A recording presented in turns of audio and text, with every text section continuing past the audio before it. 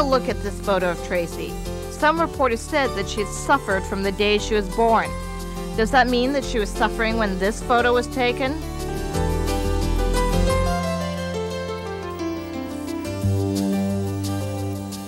Hello, and welcome to DNET, the Disability Network. I'm Ming Wong. And I'm Bill McQueen. There's been a lot of media coverage of the Latimer case. Robert Latimer is the Saskatchewan farmer charged with killing his daughter who had cerebral palsy. How does that coverage affect public opinion about disability, and what impact does it have on other people who have cerebral palsy? We'll get reaction to those questions later in the program. And we'll hear what the situation is like for students with disabilities entering the workforce. 3 students will join us from across the country. First, here's this week's Disability News highlights. Most pedestrians take them for granted. Green, go. Red, you stop and wait. We're talking about traffic lights. But for pedestrians who are blind or visually impaired, most traffic lights don't indicate when it's safe to cross. However, these signals can be modified. Robin Percival reports on innovations that were made recently at a busy intersection in North Toronto. This fall has brought a lot of firsts for Jean-Marcel Casey. He's going to a new school, Lawrence Park Collegiate. At 14, it's his first year as a high school student, and he's the school's first student who's blind. His new situation called for some changes. We were concerned about him crossing this busy intersection, and we were aware that this technology was available, so we thought, well, why not? Let's see if we can get one.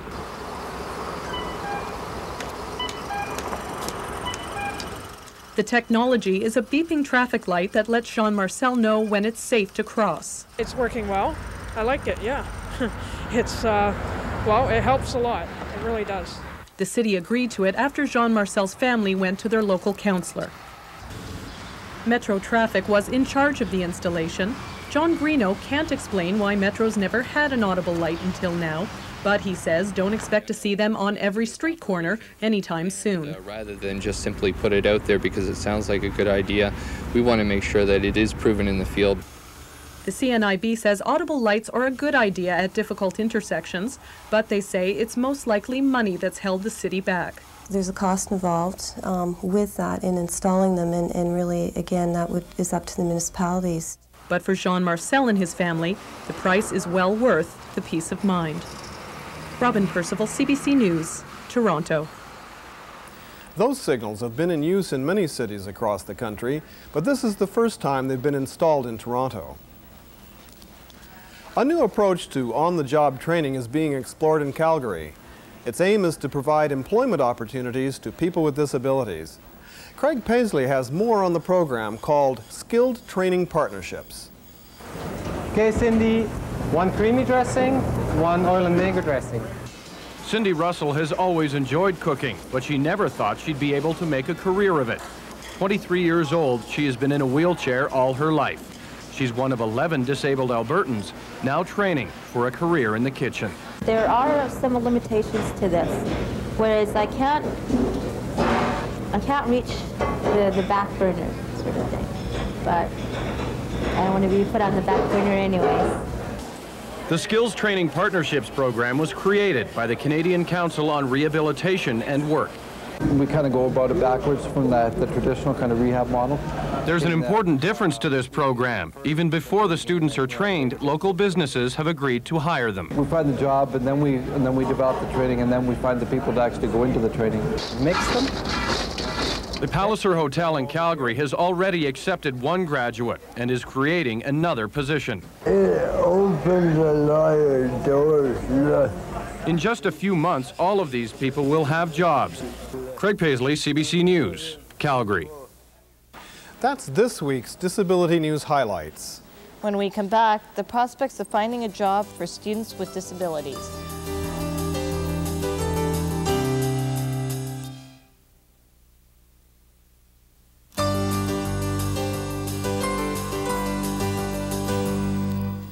The National Educational Association of Disabled Students, NEADS, met in Montreal recently.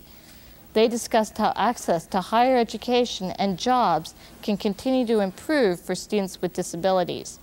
Earlier, Bill spoke with 3 members of NEADS about the transition from student life to the workforce. Jennifer Eastham, a recent graduate of Algonquin College in Ottawa, is looking for work. Manuel Salinas is a past president of the King Edward Student Association at Vancouver Community College. Currently, he is chairperson of the BC Educational Association of Disabled Students. And Tim Verney is a student in the School of Social Work at Dalhousie University in Halifax. Well, jobs are a big concern here in Nova Scotia. You know, it's what everybody's talking about. It's not just the disabled community. I had the chance to work in employment this summer for one of the Canada Nova Scotia Employment Centre for Students, and I made it clear from the beginning I wanted to work with disabled students, and that was quickly expanded to working with the local Black community, Aboriginal and visible minority students. And I'd get an application from an employer for funding to get part of a wage funded under a grant program, and they would check, you know, under the box, are you willing to hire a student who's visible minority, Aboriginal, disabled, Black, female? They would check every box but disabled. I know for a fact I belong to a community group, and there are about 40 of us, and only one is employed. That's not very good. Not very good at all. If you consider, for example, right here in Vancouver, we hire 2 persons for an organization with people with disabilities, the British Columbia Educational Association of Disabled Students. And we encourage people with disabilities to apply for those jobs. We received 157 applications. From those 157, 90 were people with disabilities. And from those 90, 80, they were having at least a bachelor degree. So it's not matter that we don't have people that is qualified. I think it's just the stigma that we are disabled. What's being done in your respective areas of the country to address the problems? As you know, in the West Coast, in Vancouver, we have one, in British Columbia, we have one of the best economy in the country. And also, we are working in partnership with the BC Coalition of People with Disabilities to put pressure into the government. And for that matter, right now, for example, the province is working in creating what they call the Office for People with Disabilities. And three of the main focus are accessibility. First, second is employment and education, which are very well tied. So at this moment, for example, we are putting a proposal to change in legislation for students in post-secondary education, and that is something in the long term. And the short term, right now we are working in advocacy, so we edited a guide for self-advocacy in where we try to empower people with disabilities, especially students in post-secondary education, so they can advocate by themselves. At the same time, we are organizing the students in colleges and universities. And one of the projects that we have right now that we're conducting is an audit of all the policies, legislation, and services that are available through the different post-secondary institutions in order to establish a common frame. And those are the things that we are doing at this moment. But what we hate, and we establish so on and so on, that we hate pity. You know, we don't like pity, we want to earn our way. I spend a lot of time kind of advocating and debunking myths, and most of the students, disabled students I worked with, found jobs as well as the others. But that attitude is really prevalent, and that's something we have to continue to work against, because it's disabled people have great abilities to, you know, to offer employers. It's just that there are certain maybe physical attributes or physical, you know, needs that need to be taken into consideration once they're hired, but they are valuable employers and have a lot to offer. I'm going out to talk to different employers within the community, like Bell Canada and some of those other places. Like, you know, there are a lot of big companies that if you go in and you talk to the human resources, explain that some disabilities are not being hired within their workforce, and would they like to try to maybe understand a little bit about the disability and help them a little bit to get involved in some of the group meetings that we have. Maybe that way we might make a breakthrough. What role do students, and NEADS in particular, play in changing the situation?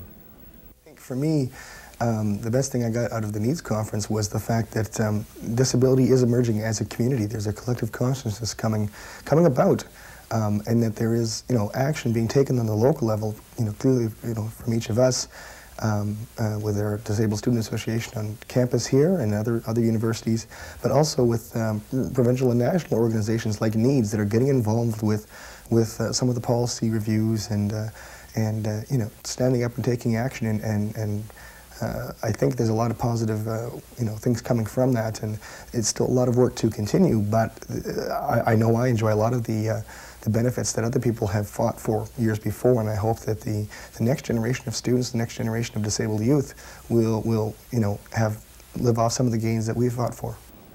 Glad to have you all on the show. Okay, see you. Bye, Bill.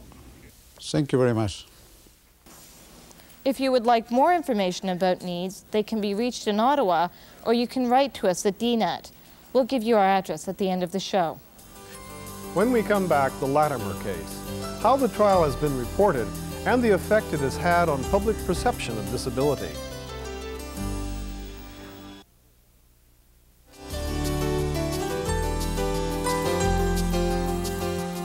Last week, Robert Latimer, a Saskatchewan farmer, went to trial for the murder of his daughter Tracy.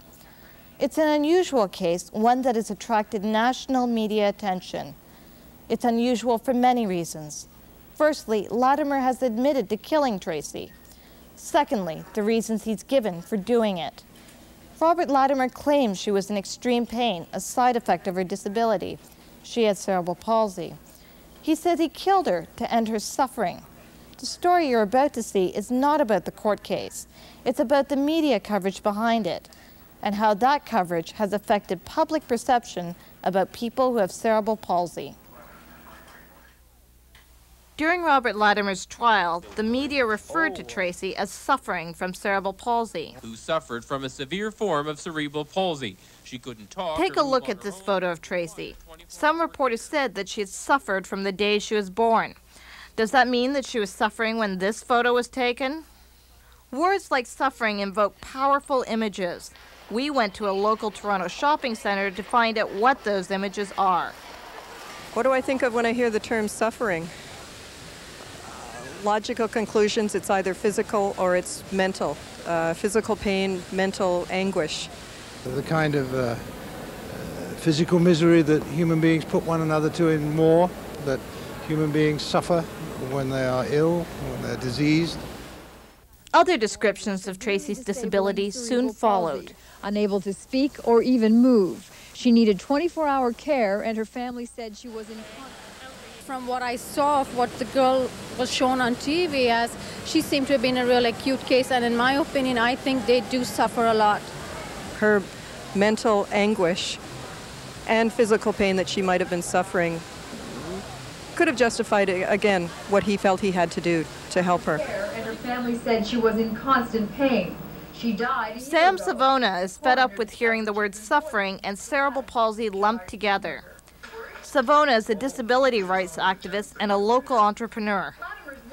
He also has cerebral palsy.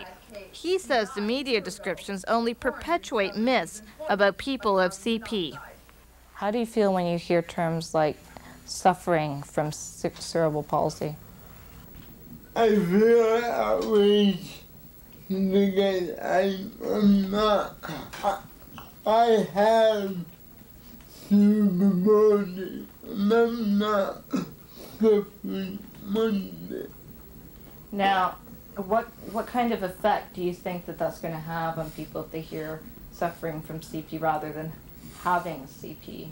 Well, the effect has been going on for years and years because the effect that we had with the time, people would think I am in pain, and having this in the media now would only expedite that.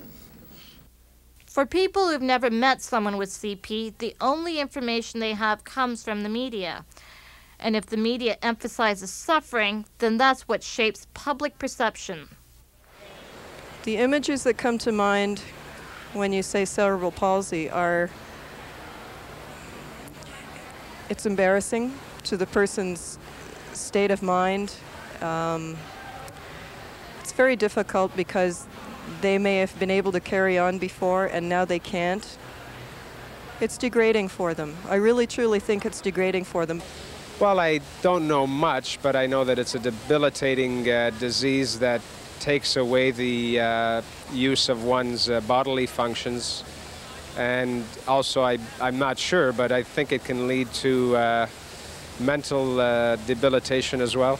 My parents have told me that when I was born and they took me to the doctor, they told them, the doctor told my parents that when I get to be 21, my mind would be as a 5-year-old kid. I'm 36 years old. Like I said, I'm about to open my own business. I have sat on a number of board of directors. I graduated high school. Because the media rarely shows people like Sam working or going to school, or people like Tracy Latimer enjoying her birthday, it becomes easy for people to adopt a pitying view towards disability. Oh, really sad images. She can't do anything. If her nose is itchy, she can't scratch it by herself. She can't do anything by herself. It's very sad. You know, it's very, very sad. I think that I think he did right. I'm not a victim of disease. I'm a victim of lack of understanding. The CBC, the Globe and Mail, and many other media organizations have language guides. These all discourage the use of the term suffering from, as in suffers from cerebral palsy. If reporters have to use the term, they should be more specific and careful about the way they use it. It's not trivial. It could mean a matter of life or death. For media organizations that don't have their own guides, this one, A Way with Words, is available from the federal government. It states clearly that having a disability is not synonymous with suffering. We'll be right back.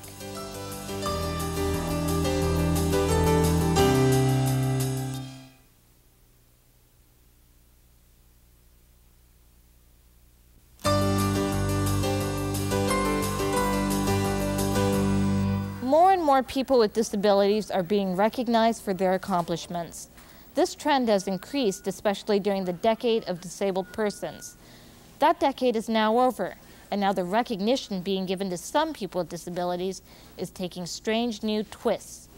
We have a commentary by Ed Wadley on what some people might consider to be a particularly disturbing example.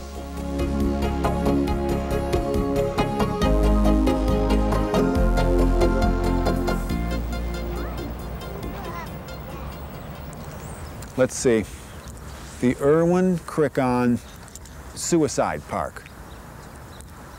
No, that's not quite right. How about the Irwin Crickon Death Park? No, that doesn't quite work either. I've got it. How about the Irwin Crickon Let's Offend Disabled People Park? Just who is Irwin Crickon? Crickon is a Toronto man who became disabled because of Lou Gehrig's disease. He became a celebrity when he went public with his desire to commit suicide with the help of a doctor. This commentary is not about the complexities of assisted suicide or Crickon's decision. It's about a man who chose death over life with a disability and was celebrated for it. Now, what's been lost in all the media attention is how this will affect people who choose to live with their disabilities. Toronto City Councillor Rob Maxwell talks about the courage of people who seek to end their lives. Now, Mr. Maxwell and his colleagues have chosen to name this park after Crickon. But what about the needs of hundreds of thousands of Canadians who've chosen to conduct their lives with their disability? What have politicians done for them?